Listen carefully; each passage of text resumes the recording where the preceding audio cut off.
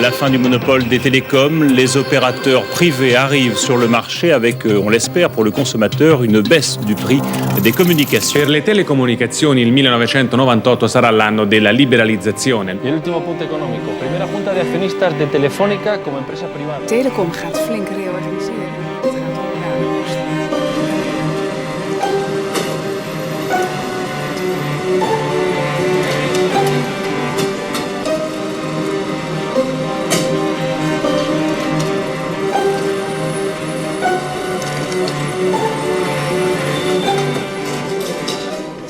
L'univers européen des télécommunications dans lequel nous vivons aujourd'hui est né le 1er janvier 1998. Mais qui se souvient qu'il a eu pour mère Margaret Thatcher? Le Premier ministre britannique avait montré la voie en libéralisant, dès 1982, le marché du téléphone et en privatisant 2 ans plus tard British Telecom. Et si Thatcher est la mère, qui est le père? Le français Jacques Delors.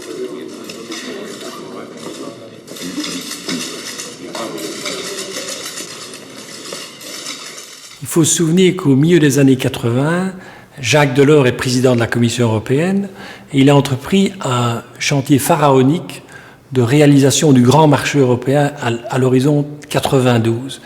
Et il remet à plat les réglementations, les barrières à l'entrée d'absolument tous les secteurs de l'économie, de la banque à l'assurance, au transport aérien. Et dans ce contexte, le dossier télécom est remis sur la table. Pourquoi la Commission de Bruxelles hésiterait-elle alors que côté Royaume-Uni, tout se passe bien? Le service public du téléphone est toujours rendu, les cabines publiques n'ont pas disparu des campagnes, British Telecom, sans licencier personne, fait de bonnes affaires. À peu près au même moment, aux États-Unis, le géant américain des télécommunications, AT&T, est démantelé. On constate alors que cette privatisation, ce démantèlement et cette mise en concurrence procuraient chaque fois des avantages considérables aux consommateurs. Favoriser le consommateur est un objectif de la Commission européenne. Mais elle veut aussi doper les entreprises dans un secteur de plus en plus stratégique de l'économie mondiale. L'autre objectif de la libéralisation était de renforcer globalement la compétitivité de l'industrie européenne des télécommunications. Les entreprises qui sont soumises à la concurrence se doivent d'être plus innovantes, de travailler de manière plus efficace, mais aussi de proposer de meilleurs produits à des prix plus avantageux. Il ne s'agissait pas de fabriquer des champions européens, car on risquait de se retrouver une nouvelle fois avec des monopoles. Au contraire, il s'agissait de renforcer globalement toutes les entreprises, aussi bien les ex-monopoles que les nouveaux concurrents. Allô? Oui, je vais la chercher. Zabou, le téléphone pour toi. Moi?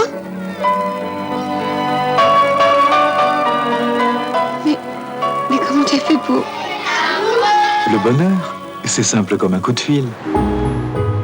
L'ouverture à la concurrence s'annonce donc comme une formidable révolution pour le consommateur et pour l'industrie. Pour vous la raconter, nous nous sommes rendus dans 3 pays. L'Allemagne, l'Espagne et la France. Comment le projet est-il accueilli à l'époque? Pas toujours avec enthousiasme. Les débats sont houleux entre la Commission et certains gouvernements. Quoi qu'il en soit, dès 1993, l'échéance est connue. Dans 5 ans, ce qu'on appelle les opérateurs nationaux historiques, les Deutsche Telekom, France Télécom et autres Telefonica, affronteront la concurrence. Avec la Grande-Bretagne et les Pays-Bas, qui avaient déjà anticipé, du moins dans la définition des objectifs, nous étions précurseurs sur ce dossier. Dès 1990, nous avions décidé de scinder la Poste fédérale en 3 entités distinctes, en 3 entreprises d'État autonomes. Le 1er janvier 1990, c'était fait. Et l'objectif final, c'était bien sûr la libéralisation et la privatisation complète. Les Allemands avancent au pas de charge. En 1994, le chancelier Helmut Kohl fait voter la réforme de la loi fondamentale permettant à Deutsche Telekom de quitter le giron de l'État. Il ouvre ainsi la voie à sa privatisation. À Paris, il faudra attendre 2 ans de plus.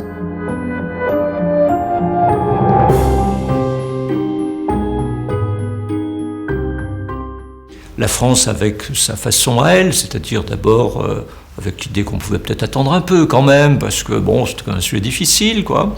avec ses particularités. Les agents de France Télécom en France étaient des fonctionnaires, ce qui n'était en général pas le cas à l'étranger, donc ça mettait un petit peu de complication dans l'évolution, je dirais.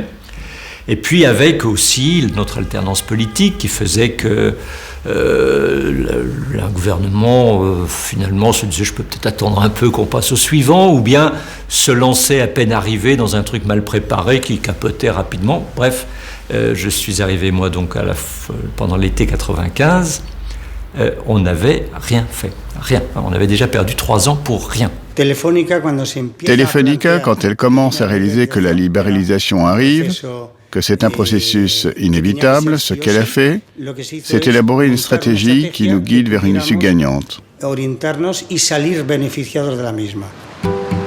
En Espagne, contrairement à Deutsche Telekom et à France Télécom, l'opérateur historique était une entreprise privée. La seule habilitée par l'État à rendre le service public du téléphone, certes, mais une entreprise privée. Sa direction a donc les mains libres pour anticiper l'ouverture à la concurrence.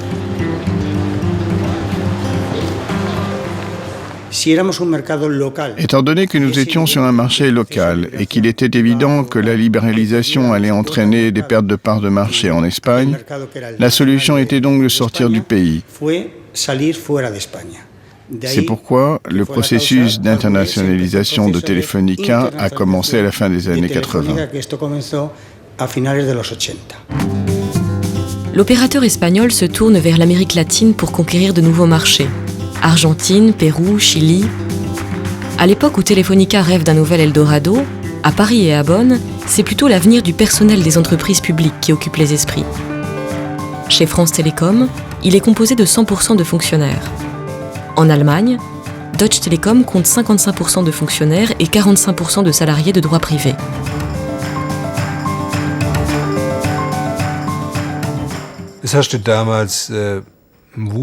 À l'époque, il y avait de la colère et de l'incompréhension par rapport à ce qui se passait.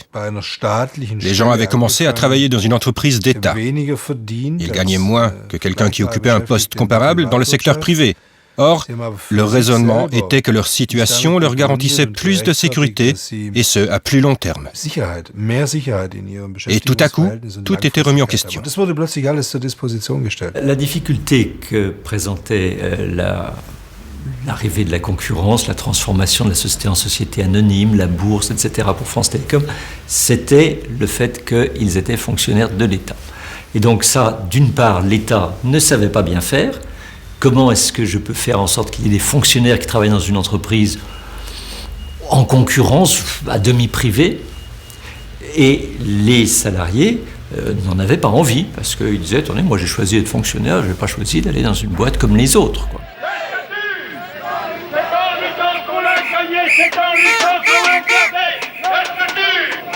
Comment réagissent les syndicats ? Ils défendent ce service public du téléphone dont leur entreprise avait le monopole sur son marché national. Et cela qu'elle soit publique, comme en Allemagne et en France, ou privée, comme en Espagne. Mais ils vont devoir s'adapter. Dans chaque pays, ils le feront à leur façon. À l'époque, j'argumentais contre la privatisation. Et nous, le syndicat de la Poste allemande, nous avons élaboré des modèles alternatifs. Or, l'obstination des décideurs les a fait échouer. La privatisation a bien eu lieu. La position du syndicat était évidemment de défendre le secteur public. On le défend toujours. Mais nous étions conscients que la philosophie dominante, dans le monde et en particulier en Europe, prenait une autre direction.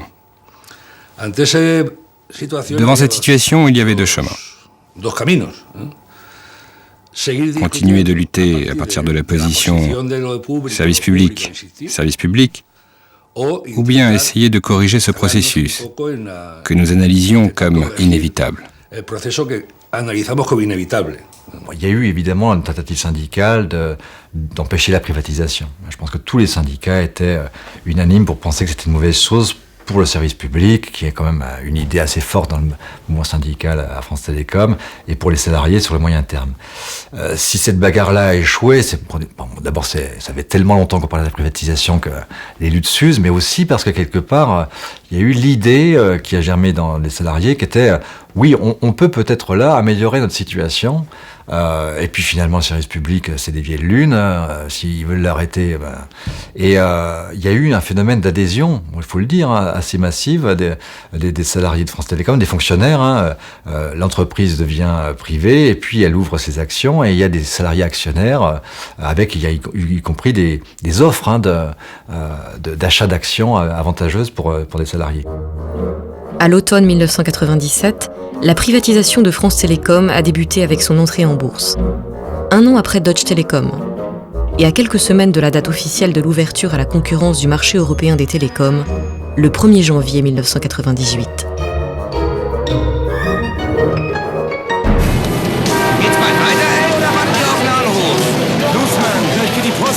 Hey, bleib mir vom Hörer! Live on stage, die Telekoms. Everybody's Starling, der immer solide 01RX. Fantastic Duo. Hey Duo. 98-2000, c'est l'ouverture à la concurrence. Et donc c'est un apprentissage d'un mode de relation nouveau pour les employés. Il y a des concurrents sur le marché grand public. On connaissait un peu sur le marché entreprise, mais là on le découvre au quotidien avec des publicités sur les murs de nos concurrents, et c'est normal. Et là c'est un premier changement, ce qui veut dire un mouvement relativement naturel des équipes vers les boutiques. Il nous faut plus de monde pour vendre, puisqu'on passe d'un usager à un client. Et cette création de la culture du client, c'est un moment important de l'entreprise. Alors ça n'allait pas de soi, parce que dans une entreprise technique quand même, parce que France Télécom c'est une boîte très technique, avec des ingénieurs partout, etc. Les métiers techniques étaient réputés plus élégants, si vous voulez, que les métiers commerciaux. Les métiers commerciaux, c'est pas formidable.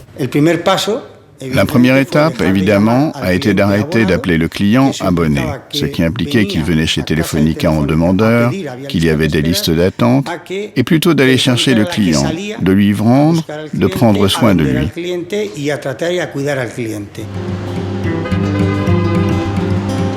José Maria et Julia sont un couple de pré-retraités de Telefónica. José Maria se souvient de cette époque où le commercial est devenu la priorité des priorités. Je me rappelle parfaitement. Quand on faisait les réunions à la direction de la province, moi, en tant que chargé de la logistique de Caceres, tu te rendais compte que tout gravitait autour du commercial. Si on perdait des clients, etc. On ne se demandait pas souvent s'il fallait mettre d'autres centrales, des câbles.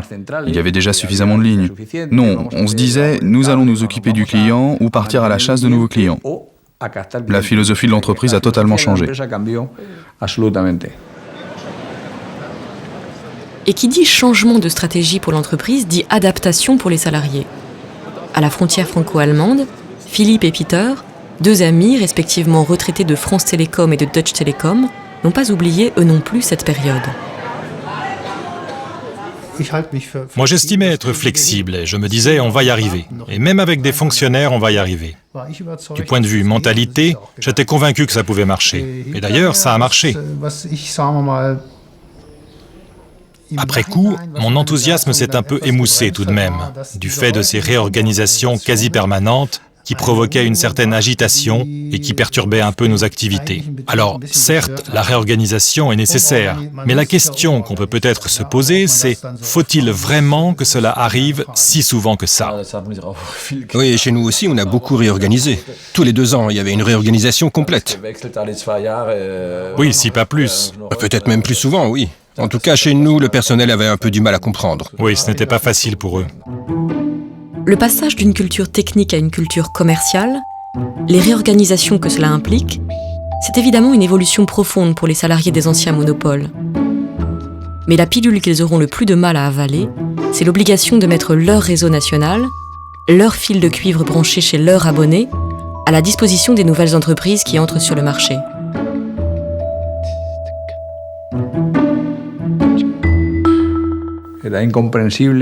C'était incompréhensible qu'une entreprise qui, théoriquement, était privée et qui, au niveau de l'équipement, était autonome pour exercer ses activités, les communications, quelqu'un allait arriver et dire « Par cette ligne de cuivre que vous possédez, par ces câbles, vous devez laisser pénétrer la concurrence ». Bah oui, ça vous surprenait un peu. Des clients qui payaient un autre opérateur, et alors que vous leur répariez les pannes. Donc, on avait du mal à comprendre, et on se demandait où ça allait nous mener. Je me souviens avoir été sollicité par une entreprise de télécommunications à laquelle un client de Deutsche Telekom souhaitait s'abonner.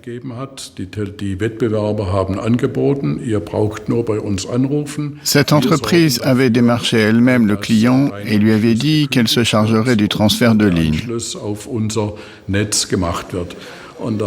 Je me suis rendu dans cette entreprise à Oldenburg, où on m'a alors montré une cinquantaine de fax reçus et envoyés en l'espace de plusieurs mois au sujet de ce transfert de ligne.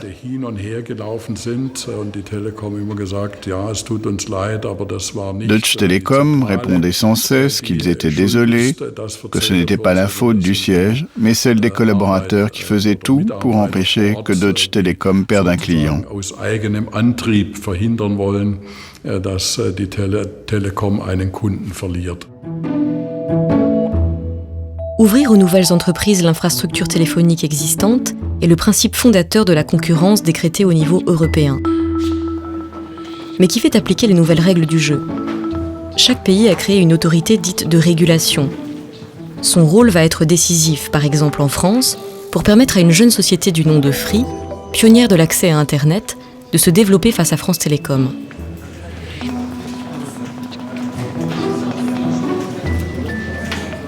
Quand vous avez un opérateur historique qui a à la fois le business de la téléphonie et qui a à la fois le réseau, il y a un vrai souci s'il ne donne pas accès au réseau aux concurrents, puisque c'est la facilité essentielle qui permet aux autres d'exister.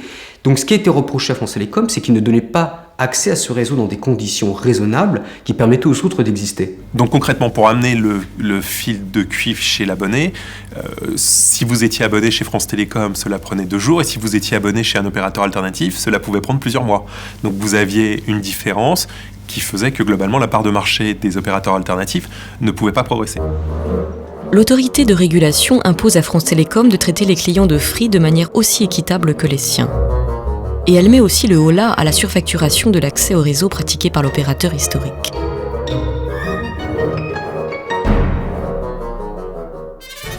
Par exemple, les frais de mise en service d'un accès, je crois qu'on était autour de 200 €. C'est-à-dire que pour simplement amener une paire de cuivre chez l'abonné, à l'époque, c'était plus de 1200 francs, plus de 200 €. Donc globalement, il n'y avait pas de modèle économique. Quand vous vendiez un abonnement à quelques dizaines d'euros, si tout de suite, pour commencer, vous aviez 200 €, puis une location de la paire de cuivre, je sais pas, de 15 ou 20 €, vous n'aviez pas d'espace économique. Si toutes les autorités de régulation de l'Union européenne ont bien joué leur rôle, il y a consensus pour estimer que celle qui a le mieux imposé la concurrence sur son territoire, c'est la française. Elle va ainsi faciliter le décollage de la société Free qui teste la DSL dès 2000. Qu'est-ce que la DSL ? C'est la technique qui permet simultanément de téléphoner, surfer à haut débit sur Internet et regarder la télévision à partir du même fil téléphonique. L'ARCEP, qui est l'autorité de régulation des télécoms et des postes, semble-t-il, est un peu plus, je dirais, volontariste que ses collègues européens. Et d'ailleurs, pour preuve, quand on cite certains pays où la DSL n'est pas très efficace, c'est des pays qui ont notamment eu des litiges avec la Commission européenne. Je pense par exemple à l'Angleterre, et je pense à l'Espagne, où dans ces deux pays-là, la Commission européenne a dit que le régulateur n'allait pas assez fort avec l'opérateur historique, et notamment dans le fait que l'opérateur historique empêchait l'entrée de nouveaux acteurs. Pour s'emparer du marché de France Télécom, on a essayé d'imaginer quels étaient les usages qui allaient arriver à l'avenir. Et on a identifié quelque chose qui nous paraissait important, c'est que le tuyau qui est Internet qu'on allait amener chez vous, elle allait vous permettre de vous apporter d'autres choses, comme de la télévision et du téléphone. Et à partir de ce moment-là, simplement, on a créé un produit qui est une box, on l'a appelé la Freebox, on a imaginé cela.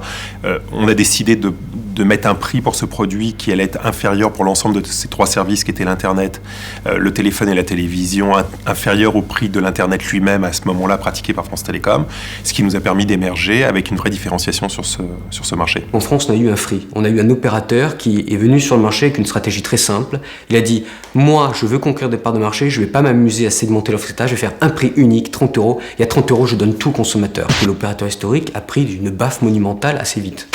C'est simple, depuis que la Trivac, j'ai plein d'amis. Je communique avec le monde entier à la vitesse de 20 mégabits seconde. Sur les forums, les jeux en réseau, on échange nos vidéos, nos adresses mail. Et des fois, nos adresses perso. Il a frit, il a tout compris. Si la France ne disposait avant la libéralisation que de son réseau téléphonique, l'Allemagne et l'Espagne détenaient en plus un réseau câblé de télévision. En Allemagne, Deutsche Telekom se montre d'ailleurs peu visionnaire en vendant pour une bouchée de pain son réseau câblé. Cela permettra aux acquéreurs d'offrir, quelques années plus tard, Internet, le téléphone et la télévision pour un forfait de 30 €. Les régulateurs des pays câblés n'ont pas dû forcer leur talent pour installer la concurrence.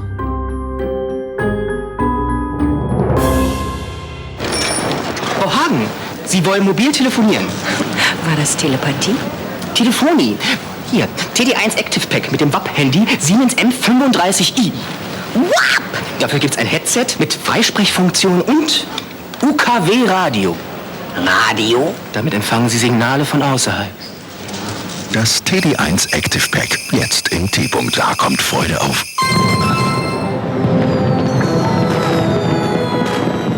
Les entreprises historiques des télécoms ont fait leur révolution culturelle pour passer du service public au secteur privé. Dans la même période, elles ont dû se restructurer.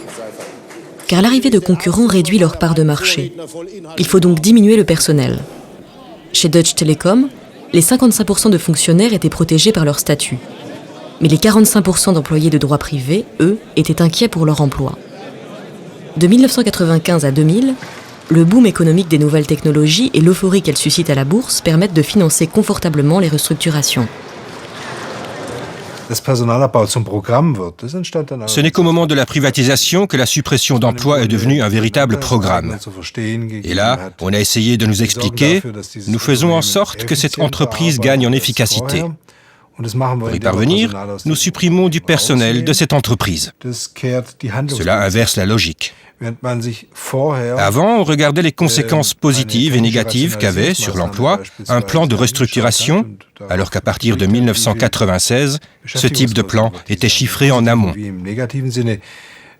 Autrement dit, on ne calculait plus le nombre d'employés nécessaires, mais on identifiait le nombre d'employés que l'entreprise pouvait rémunérer.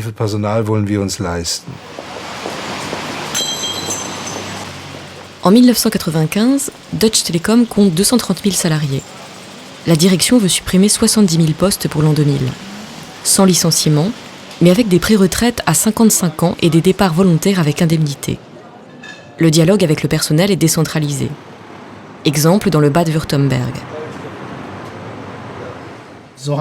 Nous, on se disait, il faut que les gens aient confiance en nous.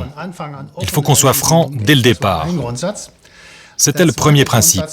Le deuxième principe était d'épargner les personnes dont on connaissait la vie privée et dont on savait qu'elles risquaient de se retrouver dans une situation critique si elles étaient concernées par de telles mesures. Et le troisième principe concernait ceux qui prenaient la décision de partir. Nous voulions à tout prix qu'ils quittent l'entreprise avec dignité. Mon responsable du personnel et moi nous disions, plus tard, si les gens que nous croisons dans les rues de Rottweil nous saluent et ne changent pas de trottoir en nous voyant, on pourra dire qu'on a réussi. Et aujourd'hui, je dois dire qu'effectivement, nous avons réussi. Et les gens qui ont définitivement quitté Deutsche Telekom pour aller travailler ailleurs, ils ont vécu ça comment? Là, il faut peut-être distinguer deux cas de figure. Tout d'abord, ceux qui ont touché des indemnités et qui ont trouvé un travail ailleurs, sans quoi ils n'auraient pas pu partir. Ils y ont trouvé leur compte et sont satisfaits. Du moins ceux que je connais. Pour les fonctionnaires, c'était un peu plus compliqué, étant donné qu'un fonctionnaire, on ne peut pas le mettre à la retraite à 30 ans. Il existait la possibilité d'une pré-retraite à partir de 55 ans. La restructuration de Deutsche Telekom se fait dans le cadre de la cogestion imposée par la loi allemande. La direction et le syndicat Verdi gèrent ensemble ou presque l'entreprise. Si le conseil d'administration propose un plan social, il doit être validé par le conseil de surveillance. Direction et syndicats y siègent à parité. Ce n'est qu'en cas de blocage que la voix du président compte double. Moi, par exemple, je suis membre du conseil de surveillance de Deutsche Telekom. Je suis aussi suppléant du président du conseil de surveillance et je suis habilité à participer aux discussions et décisions concernant les orientations futures de l'entreprise. Je participe aussi aux réunions lors desquelles les budgets annuels sont adoptés et je suis co-décideur pour engager ou renvoyer des membres du conseil d'administration. En Italie, en France, en Grèce, on se focalise souvent sur l'antagonisme entre capital et travail, alors qu'en Allemagne, il est nettement plus modéré. Ici, les permanents syndicaux pourraient dire « nous sommes presque ou de facto des co-managers ». Co-gestionnaires, les syndicats allemands n'ont pas une culture protestataire. Cela se ressent dans le discours du syndicaliste qui parfois n'est pas éloigné de celui du dirigeant. Nous comptabilisons les suppressions de postes depuis l'année 1996. En partant du principe que depuis cette année-là, environ 10 000 postes ont été supprimés chaque année, on obtient un total de 130 000 à 140 000 suppressions de postes dans toutes les branches de Deutsche Telekom. Ces suppressions ne doivent pas cacher le fait que pendant cette même période, Deutsche Telekom a créé de nouvelles activités et racheté des entreprises à l'étranger. Quelques employés historiques ont été réinsérés, mais globalement, ce sont des nouveaux employés qui ont été embauchés. Aujourd'hui, le groupe Deutsche Telekom réunit en effet 260 000 salariés dans 50 pays, soit 30 000 employés de plus qu'avant la libéralisation. Même si en Allemagne, il n'en compte plus que 130 000, dont seulement 35% de fonctionnaires. Dans les années 90, le personnel s'inquiétait pour son avenir, en Allemagne comme en Espagne. Il y avait un gâteau, et ce gâteau, dont 100% appartenait à Telefonica, quand il a fallu le partager, c'était certain que nous allions baisser à 70, 60. Cela dépendrait de nos capacités. Vu notre situation de départ, il y allait forcément avoir des frustrations au niveau de l'emploi, des conditions de travail et de l'organisation de l'entreprise. Il est évident que tout processus de libéralisation vous fait perdre des parts de marché. Mais si vous regardez les choses positivement, il est évident que le marché se développe et que si vous obtenez une part de ce développement, vous encaissez des revenus vous permettant d'alimenter un fonds avec lequel financer tant les investissements que les suppressions de postes. Mais nous n'avons pas seulement négocié des suppressions de postes avec les syndicats. Ce n'était pas suffisant, donc on a négocié de nouvelles embauches, de nouveaux profils de postes. On a fait évoluer les profils de postes et surtout, et c'est très important, des changements dans les conditions de travail. Si nous pouvions négocier la réduction d'emploi, nous savions que ce ne serait pas traumatisant. Parce que celui qui avait un emploi, les départs se faisant sur la base du volontariat, ne serait pas traumatisé. C'était notre objectif. Et logiquement, les nouveaux travailleurs des nouvelles entreprises ne seraient pas traumatisés non plus, puisqu'ils partaient de zéro. C'étaient des travailleurs qui s'intégraient à un nouveau monde. Sans confiance réciproque, vous n'arrivez jamais à la concertation. Il fallait donc d'abord que la direction mette les informations dont elle disposait sur la table des syndicats pour pouvoir travailler à partir des mêmes données. Si l'entreprise et les syndicats aboutissaient à un même diagnostic, il allait être plus facile de trouver des solutions négociées qui obligeraient les deux parties à faire des concessions. Les syndicats acceptent cette main tendue. La direction leur annonce qu'elle veut passer de 76 000 salariés à 50 000 en 5 ans, de 1995 à l'an 2000. Estimant que la paix sociale est un atout dans la bataille de la concurrence, elle ne licenciera pas. Elle propose la pré-retraite à 57 ans. Les volontaires toucheront 85% de leur salaire jusqu'à leur retraite.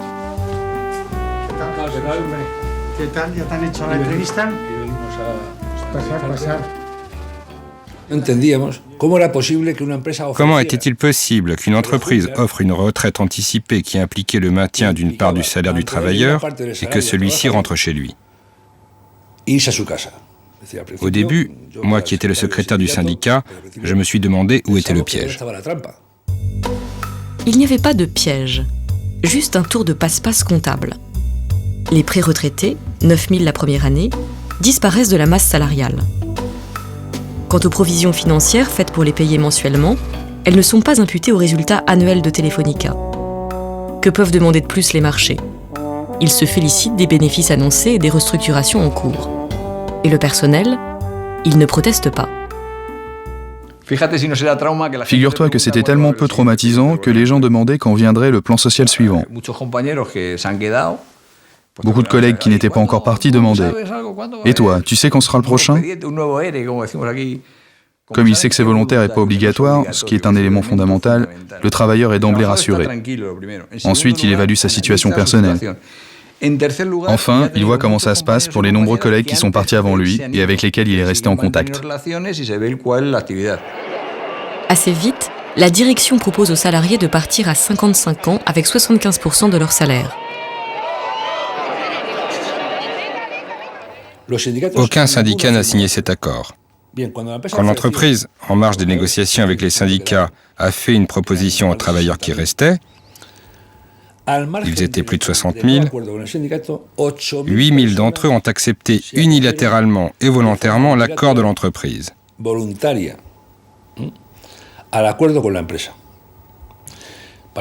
Pour moi et pour le syndicat, c'était un point important d'inflexion dans la réflexion. Les gens voulaient partir.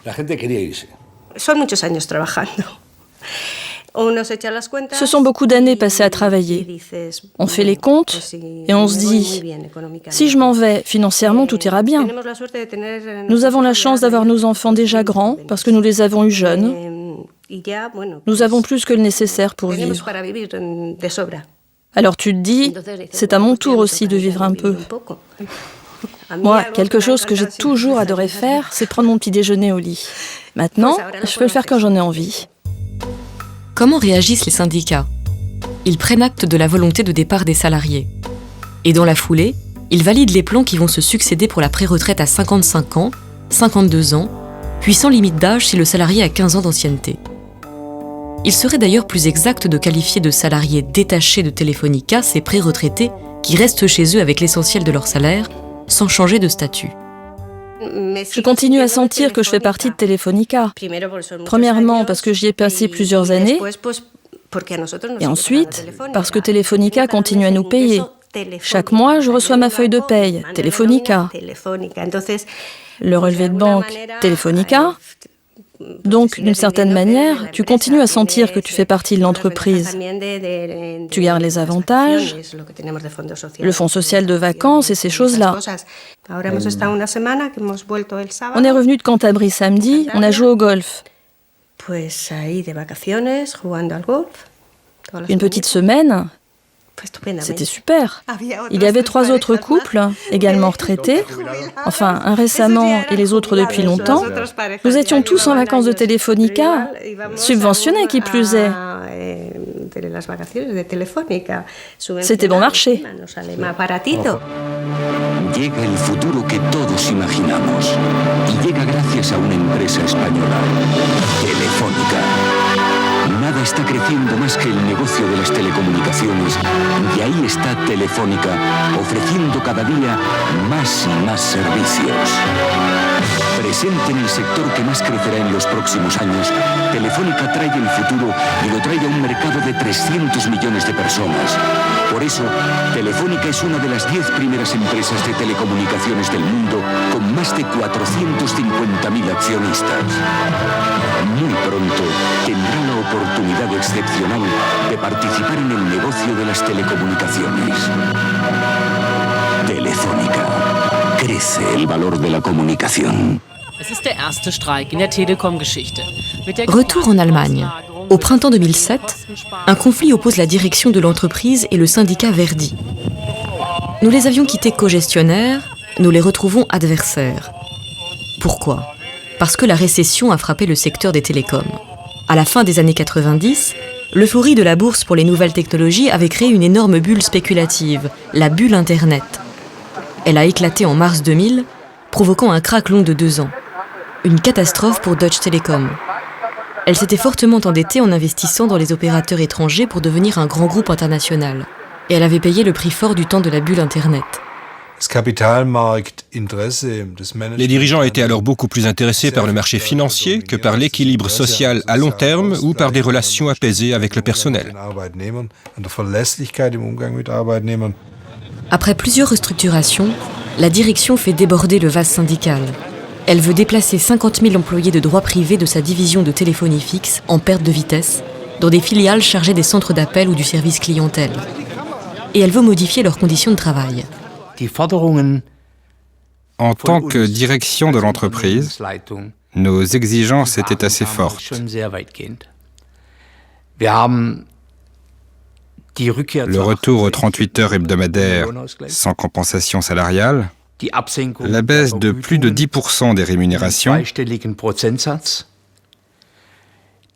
la réduction des salaires d'embauche, ainsi que l'augmentation de la productivité. Après plusieurs longues séances de négociation, la commission syndicale déclare l'échec de la concertation, ce qui lui permet de préparer la grève.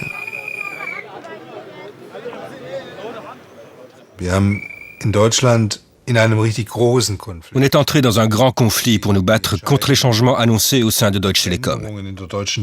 16 000 à 20 000 personnes ont mené une lutte sociale de 11 semaines parce que les conditions de travail allaient être durcies.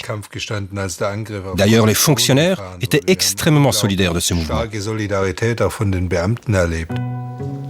La direction gagne son bras de fer avec le syndicat. Elle a fait quelques concessions pour mettre fin au conflit. La baisse salariale sera par exemple limitée à 6,5%. L'emploi sera garanti jusqu'en 2012. Wir haben den finanziellen Zielkorridor unseres Sparprogrammes ordentlich getroffen. La bourse ne s'y trompe pas. L'action Deutsche Telekom grimpe. Changements et mutations doivent être supportables. Je crois que nous avons réussi à ne pas franchir la limite interdite.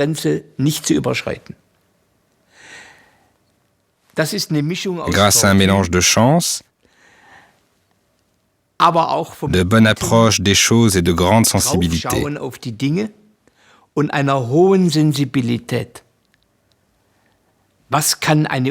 Jusqu'où peut aller une direction d'entreprise avec ses employés? Depuis 1996, nous avons dénombré pas moins de 18 mesures de réorganisation, d'importantes mesures de réorganisation dans ce groupe de télécommunications.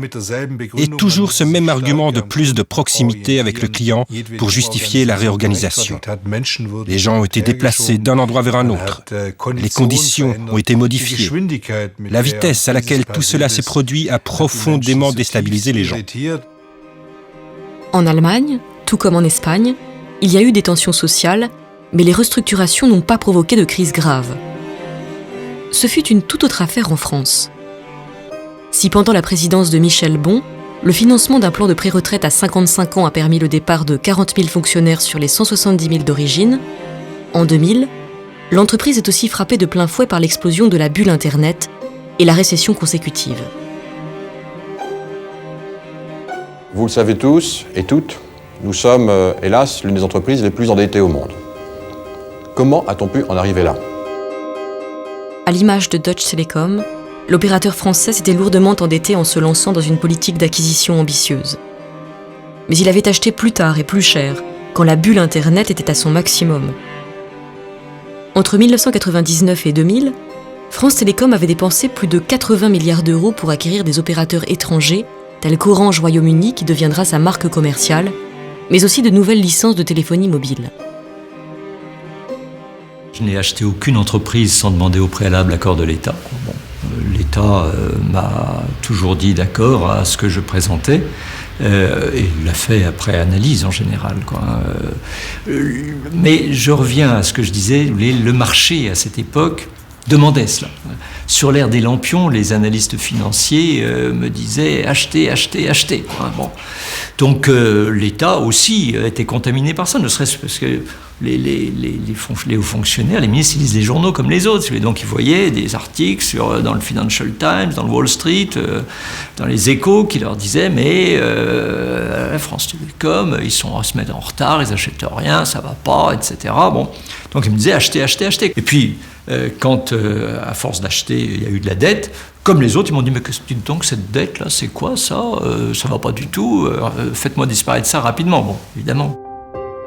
En 2002, France Télécom a une dette du même niveau que celle de Deutsche Telekom, mais avec un handicap supplémentaire. Les marchés ne lui prêtent plus. L'État doit injecter 15 milliards d'euros dans l'opérateur français. L'heure est aux économies. En 2005, le nouveau PDG, Didier Lombard, annonce un plan de redressement. 22 000 fonctionnaires devront partir en 3 ans. Aucune ligne budgétaire n'est prévue pour indemniser les volontaires. Et quand on annonce dans une entreprise un plan de sauvegarde de l'emploi, un PSE, en réalité un plan social, c'est objectif, il y a des chiffres, il y a des dates, et en général, il y a des négociations. Là, c'est informel. C'est-à-dire qu'il n'y a pas eu d'annonce. Il y a eu 22 000, mais comment elles se font, c'est en réalité service par service, et encore une fois, avec la contrainte que l'entreprise a magnifiquement utilisée, qu'il ne pouvait pas y avoir de plan de licenciement, puisque nous avons une population majoritairement de fonctionnaires, donc on a fait de la pression individuelle, ce qui a amené d'ailleurs à des tensions extraordinaires au sein du personnel. Il n'y avait pas de machine qui était « on va pousser 22 000 personnes dehors », c'était pas le dessein de l'entreprise.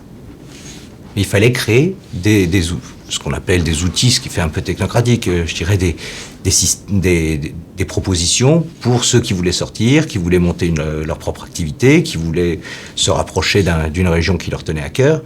Et c'est là-dessus qu'on a agi. C'est en créant des moyens de sortir. J'ai souvenir précisément de dirigeants me dire on ne sait pas très bien comment se passeront les choses, mais il y aura toujours de toute façon des solutions.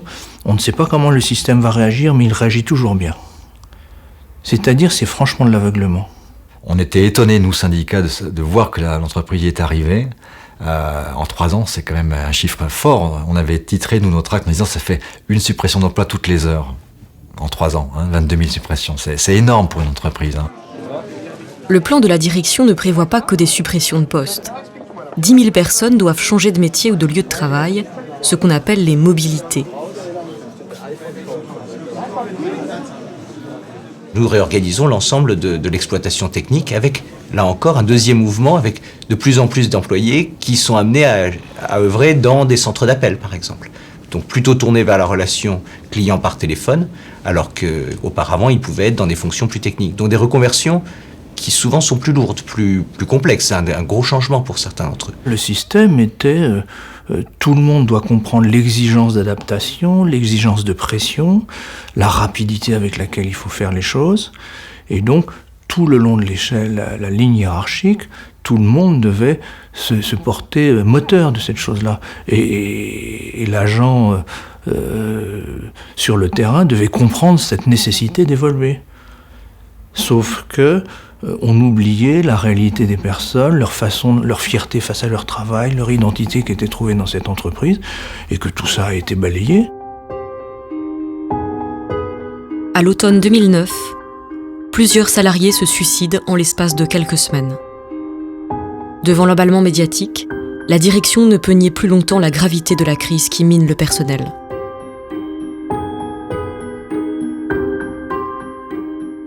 Je pense qu'on arrive à un niveau de déresponsabilité des dirigeants d'entreprise qui me paraît assez effarant.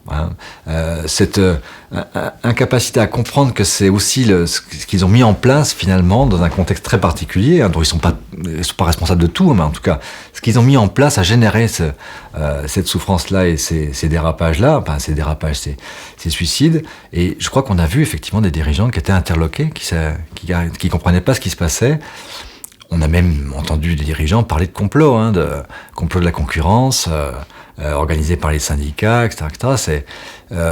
Oui, c'est étonnant. Beaucoup de membres des comités exécutifs se disent, mais on avait des signaux, qu'est-ce qu'on aurait dû faire pour les entendre mieux ? Je crois qu'on est lucide sur le fait qu'il y a certains messages, certains événements, certaines tendances auxquelles on n'a pas accordé assez d'attention au moment où on aurait dû leur accorder de l'attention. Dans cette affaire, notre principal actionnaire qui est l'État, et qui est aussi notre principal employeur, puisque les fonctionnaires de France Télécom sont des fonctionnaires d'État. Leur employeur réel, c'est l'État français. L'État, dans cette affaire, n'a pas joué ni son rôle d'actionnaire, ni son rôle, je dirais, d'État. C'est-à-dire, en tant qu'employeur, il doit aussi, il a des responsabilités vis-à-vis des 66 000 fonctionnaires qu'il n'a pas responsabilités auxquelles il n'a pas répondu. Et les syndicats ? ont-ils une part de responsabilité dans ce drame qui s'est noué sur le lieu de travail? À part la création, judicieuse certes, d'un observatoire du stress et des mobilités forcées en 2007, ils n'ont eu recours à aucune forme d'action. Mais à partir des années 2000, on voit se développer une souffrance des individus qui signalent au syndicat en grande souffrance, en dépression, et ça devient relativement massif. Et je pense qu'on n'était pas outillés. On n'avait pas la réflexion, on n'avait pas les moyens juridiques. On voit la situation se tendre, à devenir dangereuse, etc. On alerte la direction, mais on est incapable d'agir. Les syndicats de France Télécom ont été, comme dans beaucoup d'endroits, mis dans un rôle de dialogue social très cadré, très rythmé. On les occupe beaucoup là-dessus. Et ils ne sont pas d'eux-mêmes organisés de façon flexible. Ce sont des administrations, ce sont des bureaucraties, donc elles ne savent pas s'adapter très vite. Il y a un travail de management dans les syndicats à faire qui pourra leur permettre de jouer ce rôle-là.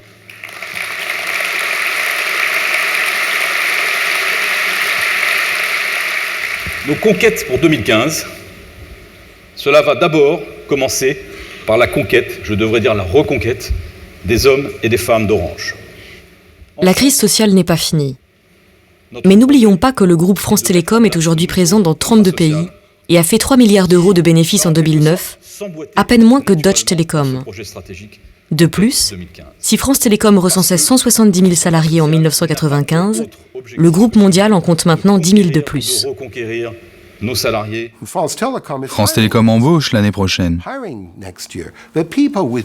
Mais des gens avec de nouvelles compétences, de nouveaux talents, adaptés à demain. Donc au fil des années, les entreprises ont dû réduire leurs effectifs. Mais elles ont aussi créé de nouveaux emplois, de vrais emplois correspondant à de nouvelles problématiques, à de nouveaux secteurs, à de nouvelles technologies. Si on regarde les opérateurs de télécommunications, je pense que si on avait retardé davantage la libéralisation du marché et leur privatisation, ils auraient été beaucoup plus sujets à des rachats par des opérateurs américains ou autres. En 2010, 7 des 10 plus gros opérateurs de télécommunications du monde sont européens. Le groupe Telefónica, le plus florissant des 3 dont nous avons parlé, avait près de 8 milliards d'euros de bénéfices en 2009. Il est passé en 15 ans de 76 000 salariés à 250 000. Et les fabricants européens. Les Alcatel, Ericsson et Nokia ont profité eux aussi de la libéralisation, qui a permis à l'Europe d'imposer dans le monde entier la norme GSM pour les téléphones mobiles. Savez-vous que nous avons aujourd'hui plus d'1 millier d'opérateurs de téléphonie fixe en Europe? 1 millier. Et depuis la libéralisation, nous avons vu les prix des appels nationaux diminuer de 70% en moyenne à travers toute l'Europe.